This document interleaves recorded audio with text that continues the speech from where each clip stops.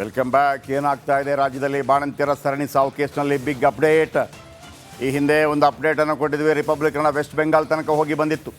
ಅವಧಿ ಮೀರಿದ ಸಲೈನ್ ದ್ರಾವಣದಿಂದ ಬಾಣಂತಿಯರ ಸಾವು, ಆಮೇಲೆ IV ಫ್ಲೂಯಿಡ್ ಪೂರೈಕೆ ಮಾಡಿದ ಕಂಪನಿ ಮೇಲೆ ಇದೀಗ ತನಿಖೆ ತೂಗುಗತ್ತಿ. ಕರ್ನಾಟಕದಿಂದ ಪಶ್ಚಿಮ ಬಂಗಾಳಕ್ಕೂ ವ್ಯಾಪಿಸಿದ ಪ್ರಕರಣ. ಈ ಹಿಂದೆ ಅತಿ ದೊಡ್ಡ ಮಟ್ಟದಲ್ಲಿ ನಾವಿದನ್ನು ಸುದ್ದಿ ಮಾಡಿದ್ವಿ.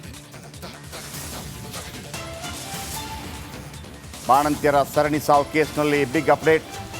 ಅವಧಿ ಮೀರಿದ IV ಫ್ಲೂಯಿಡ್ ದ್ರಾವಣದಿಂದ ಬಾಣಂತಿಯರ ಸಾವು, ಅದನ್ನು ಪೂರೈಕೆ ಮಾಡಿದ್ದ ವೆಸ್ಟ್ ಬೆಂಗಾಲ್ ಕಂಪನಿ ಮೇಲೆ ಇದೀಗ ತನಿಖೆ ತೂಗುಗತ್ತಿ. ಕರ್ನಾಟಕದಿಂದ ಪಶ್ಚಿಮ ಬಂಗಾಳಕ್ಕೆ ವ್ಯಾಪಿಸಿದ ಪ್ರಕರಣ.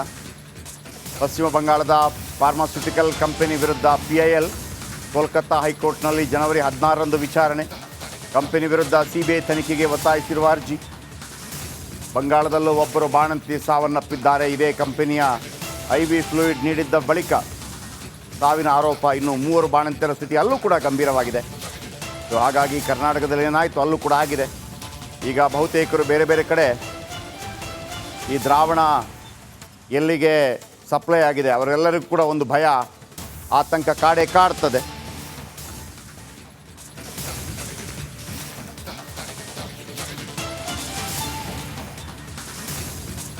ಬಾಣಂತಿಯರ ಸರಣಿ ಸಾವಿನ ಬಗ್ಗೆ ರಿಪಬ್ಲಿಕ್ ಕನ್ನಡ ತನಿಖೆ. ದೇಶಾದ್ಯಂತ ಸಂಚಲನ ಮೂಡಿಸಿದ್ದ ತನಿಖಾ ವರದಿಯ ಬಳಿಕವೇ ಎಚ್ಚೆತ್ತಿದ್ದ ರಾಜ್ಯ ಸರ್ಕಾರ. ತನಿಖೆ ತೂಗುಗತಿ ಎದುರಿಸ್ತಾ ಇರುವಂಥ ಕಂಪನಿ.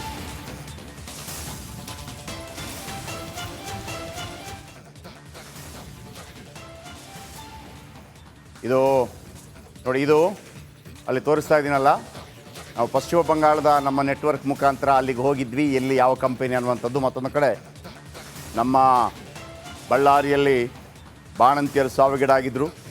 ಮೊದಲಿಗೆ 2 ಲಕ್ಷ ಪರಿಹಾರ ಕೊಟ್ಟಿದ್ದರು. ರಿಪಬ್ಲಿಕ್ ಕನ್ನಡದ ನಿರಂತರ ವರದಿ ಬಳಿಕ ಅದು 5 ಲಕ್ಷಕ್ಕೆ ಏರಿಕೆ ಆಗಿತ್ತು.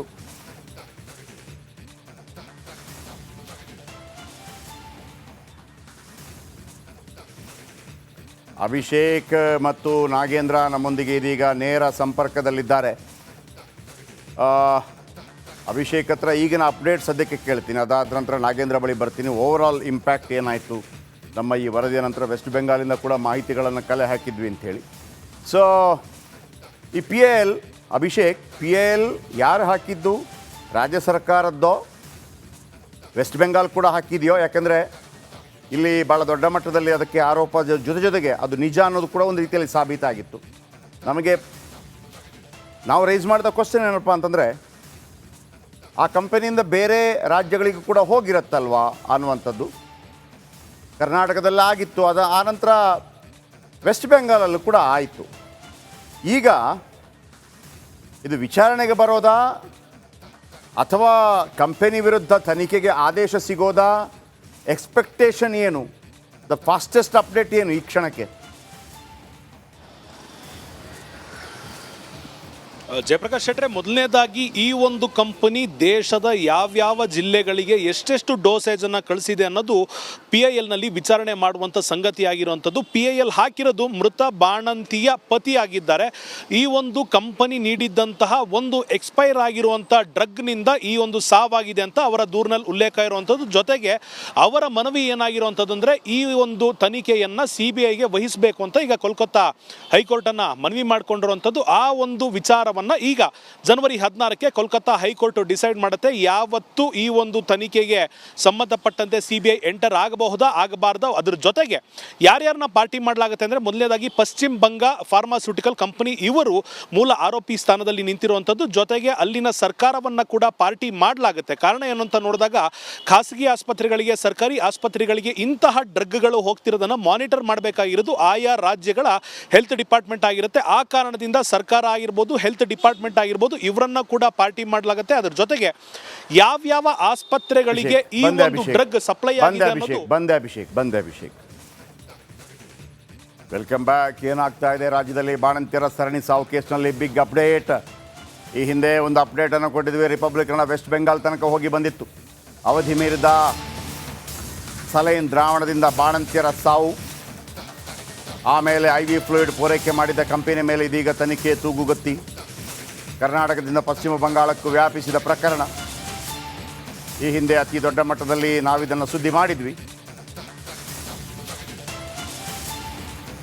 ಬಾಣಂತಿಯರ ಸರಣಿ ಸಾವು ಕೇಸ್ನಲ್ಲಿ ಬಿಗ್ ಅಪ್ಡೇಟ್.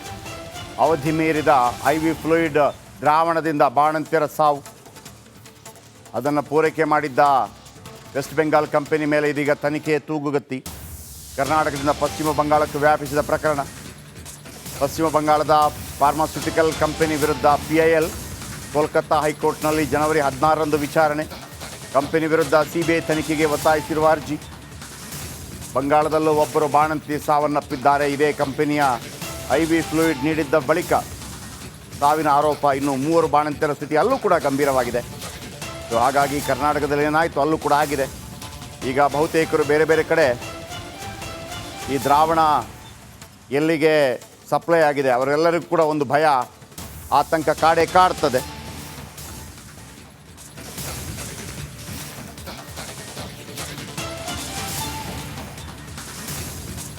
ಬಾಣಂತಿಯರ ಸರಣಿ ಸಾವಿನ ಬಗ್ಗೆ ರಿಪಬ್ಲಿಕ್ ಕನ್ನಡ ತನಿಖೆ. ದೇಶಾದ್ಯಂತ ಸಂಚಲನ ಮೂಡಿಸಿದ್ದ ತನಿಖಾ ವರದಿಯ ಬಳಿಕವೇ ಎಚ್ಚೆತ್ತಿದ್ದ ರಾಜ್ಯ ಸರ್ಕಾರ. ತನಿಖೆ ತೂಗುಗತಿ ಎದುರಿಸ್ತಾ ಇರುವಂಥ ಕಂಪನಿ.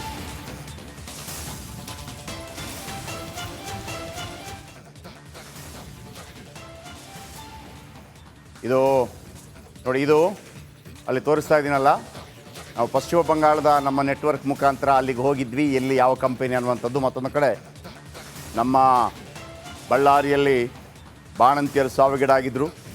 ಮೊದಲಿಗೆ 2 ಲಕ್ಷ ಪರಿಹಾರ ಕೊಟ್ಟಿದ್ದರು. ರಿಪಬ್ಲಿಕ್ ಕನ್ನಡದ ನಿರಂತರ ವರದಿ ಬಳಿಕ ಅದು 5 ಲಕ್ಷಕ್ಕೆ ಏರಿಕೆಯಾಗಿತ್ತು.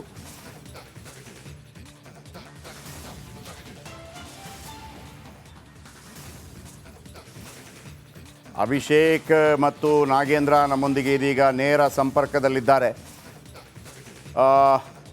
ಅಭಿಷೇಕ್ ಹತ್ರ ಈಗಿನ ಅಪ್ಡೇಟ್ ಸದ್ಯಕ್ಕೆ ಕೇಳ್ತೀನಿ, ಅದಾದ ನಂತರ ನಾಗೇಂದ್ರ ಬಳಿ ಬರ್ತೀನಿ. ಓವರಾಲ್ ಇಂಪ್ಯಾಕ್ಟ್ ಏನಾಯಿತು ನಮ್ಮ ಈ ವರದಿಯ ನಂತರ? ವೆಸ್ಟ್ ಬೆಂಗಾಲಿಂದ ಕೂಡ ಮಾಹಿತಿಗಳನ್ನು ಕಲೆ ಹಾಕಿದ್ವಿ ಅಂಥೇಳಿ. ಸೊ ಈ PIL, ಅಭಿಷೇಕ್, PIL ಯಾರು ಹಾಕಿದ್ದು? ರಾಜ್ಯ ಸರ್ಕಾರದ್ದೋ ವೆಸ್ಟ್ ಬೆಂಗಾಲ್ ಕೂಡ ಹಾಕಿದೆಯೋ? ಯಾಕೆಂದರೆ ಇಲ್ಲಿ ಭಾಳ ದೊಡ್ಡ ಮಟ್ಟದಲ್ಲಿ ಅದಕ್ಕೆ ಆರೋಪ ಜೊತೆಗೆ ಅದು ನಿಜ ಅನ್ನೋದು ಕೂಡ ಒಂದು ರೀತಿಯಲ್ಲಿ ಸಾಬೀತಾಗಿತ್ತು. ನಾವು ರೈಸ್ ಮಾಡಿದ ಕ್ವಶನ್ ಏನಪ್ಪ ಅಂತಂದರೆ, ಆ ಕಂಪನಿಯಿಂದ ಬೇರೆ ರಾಜ್ಯಗಳಿಗೂ ಕೂಡ ಹೋಗಿರತ್ತಲ್ವಾ ಅನ್ನುವಂಥದ್ದು. ಕರ್ನಾಟಕದಲ್ಲಿ ಆಗಿತ್ತು, ಆನಂತರ ವೆಸ್ಟ್ ಬೆಂಗಾಲಲ್ಲೂ ಕೂಡ ಆಯಿತು. ಈಗ ಇದು ವಿಚಾರಣೆಗೆ ಬರೋದಾ ಅಥವಾ ಕಂಪನಿ ವಿರುದ್ಧ ತನಿಖೆಗೆ ಆದೇಶ ಸಿಗೋದಾ? ಎಕ್ಸ್ಪೆಕ್ಟೇಷನ್ ಏನು? ದ ಫಾಸ್ಟೆಸ್ಟ್ ಅಪ್ಡೇಟ್ ಏನು ಈ ಕ್ಷಣಕ್ಕೆ? ಜಯಪ್ರಕಾಶ್ ಶೆಟ್ರೆ, ಮೊದಲನೇದಾಗಿ ಈ ಒಂದು ಕಂಪನಿ ದೇಶದ ಯಾವ್ಯಾವ ಜಿಲ್ಲೆಗಳಿಗೆ ಎಷ್ಟೆಷ್ಟು ಡೋಸೇಜನ್ನು ಕಳಿಸಿದೆ ಅನ್ನೋದು PILನಲ್ಲಿ ವಿಚಾರಣೆ ಮಾಡುವಂಥ ಸಂಗತಿಯಾಗಿರುವಂಥದ್ದು. PIL ಹಾಕಿರೋದು ಮೃತ ಬಾಣಂತಿಯ ಪತಿಯಾಗಿದ್ದಾರೆ. ಈ ಒಂದು ಕಂಪನಿ ನೀಡಿದ್ದಂತಹ ಒಂದು ಎಕ್ಸ್ಪೈರ್ ಆಗಿರುವಂಥ ಡ್ರಗ್ನಿಂದ ಈ ಒಂದು ಸಾವಾಗಿದೆ ಅಂತ ಅವರ ದೂರಿನಲ್ಲಿ ಉಲ್ಲೇಖ ಇರುವಂಥದ್ದು. ಜೊತೆಗೆ ಅವರ ಮನವಿ ಏನಾಗಿರುವಂಥದ್ದು ಅಂದರೆ, ಈ ಒಂದು ತನಿಖೆಯನ್ನು CBIಗೆ ವಹಿಸಬೇಕು ಅಂತ ಈಗ ಕೋಲ್ಕತ್ತಾ ಹೈಕೋರ್ಟನ್ನು ಮನವಿ ಮಾಡಿಕೊಂಡಿರುವಂಥದ್ದು. ಆ ಒಂದು ವಿಚಾರವನ್ನು ಈಗ ಜನವರಿ 16ಕ್ಕೆ ಕೋಲ್ಕತ್ತಾ ಹೈಕೋರ್ಟ್ ಡಿಸೈಡ್ ಮಾಡುತ್ತೆ. ಯಾವತ್ತು ಈ ಒಂದು ತನಿಖೆಗೆ ಸಂಬಂಧಪಟ್ಟಂತೆ CBI ಎಂಟರ್ ಆಗಬಹುದಾ ಆಗಬಾರ್ದಾ? ಅದ್ರ ಜೊತೆಗೆ ಯಾರ್ಯಾರನ್ನ ಪಾರ್ಟಿ ಮಾಡಲಾಗುತ್ತೆ ಅಂದರೆ, ಮೊದಲನೇದಾಗಿ ಪಶ್ಚಿಮ ಬಂಗ ಫಾರ್ಮಾಸ್ಯೂಟಿಕಲ್ ಕಂಪನಿ ಇವರು ಮೂಲ ಆರೋಪಿ ಸ್ಥಾನದಲ್ಲಿ ನಿಂತಿರುವಂಥದ್ದು. ಜೊತೆಗೆ ಅಲ್ಲಿನ ಸರ್ಕಾರವನ್ನು ಕೂಡ ಪಾರ್ಟಿ ಮಾಡಲಾಗುತ್ತೆ. ಕಾರಣ ಏನು ಅಂತ ನೋಡಿದಾಗ, ಖಾಸಗಿ ಆಸ್ಪತ್ರೆಗಳಿಗೆ, ಸರ್ಕಾರಿ ಆಸ್ಪತ್ರೆಗಳಿಗೆ ಇಂತಹ ಡ್ರಗ್ಗಳು ಹೋಗ್ತಿರೋದನ್ನು ಮಾನಿಟರ್ ಮಾಡಬೇಕಾಗಿರೋದು ಆಯಾ ರಾಜ್ಯಗಳ ಹೆಲ್ತ್ ಡಿಪಾರ್ಟ್ಮೆಂಟ್ ಆಗಿರುತ್ತೆ. ಆ ಕಾರಣದಿಂದ ಸರ್ಕಾರ ಆಗಿರ್ಬೋದು, ಹೆಲ್ತ್ ಡಿಪಾರ್ಟ್ಮೆಂಟ್ ಆಗಿರ್ಬೋದು, ಇವರನ್ನ ಕೂಡ ಪಾರ್ಟಿ ಮಾಡಲಾಗುತ್ತೆ. ಅದರ ಜೊತೆಗೆ ಯಾವ್ಯಾವ ಆಸ್ಪತ್ರೆಗಳಿಗೆ ಈ ಒಂದು ಡ್ರಗ್ ಸಪ್ಲೈ ಆಗಿದೆ ಅನ್ನೋದು ಬಂದೆ ಅಭಿಷೇಕ್